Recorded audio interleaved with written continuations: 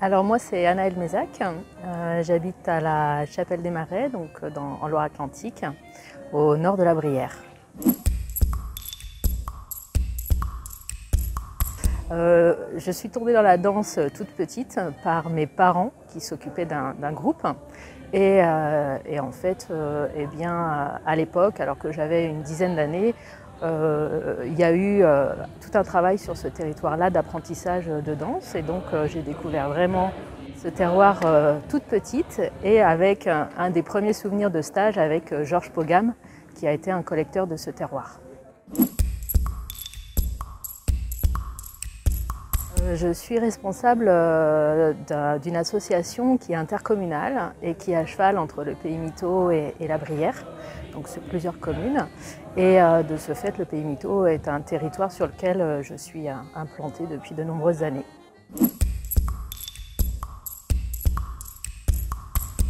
Alors l'Euromito, c'est une danse qui est très collective et qui a beaucoup d'énergie. Contrairement à ce qu'on pourrait croire.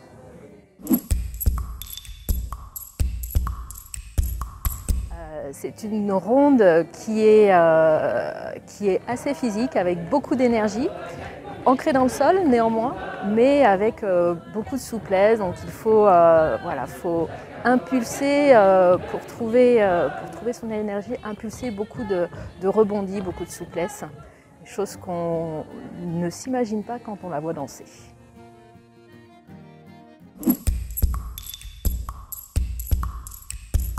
Le rond mito, c'est un rond qui s'inscrit dans la famille des ronds de Loire-Vilaine, donc une grande famille qui inclut et le rond paludier et le rond de Saint-Vincent-sur-Oust. Mais il a ses particularités, notamment avec un départ de pied qui se fait plutôt sur le côté que vers l'avant et qui en fait sa caractéristique.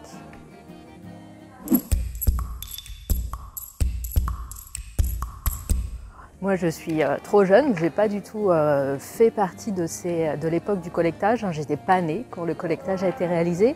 Mais par contre, c'est un terroir qui a la chance d'avoir des films de captation donc, dès 1965 et puis aussi tout le travail de collectage qui a été réalisé par Georges Pogam.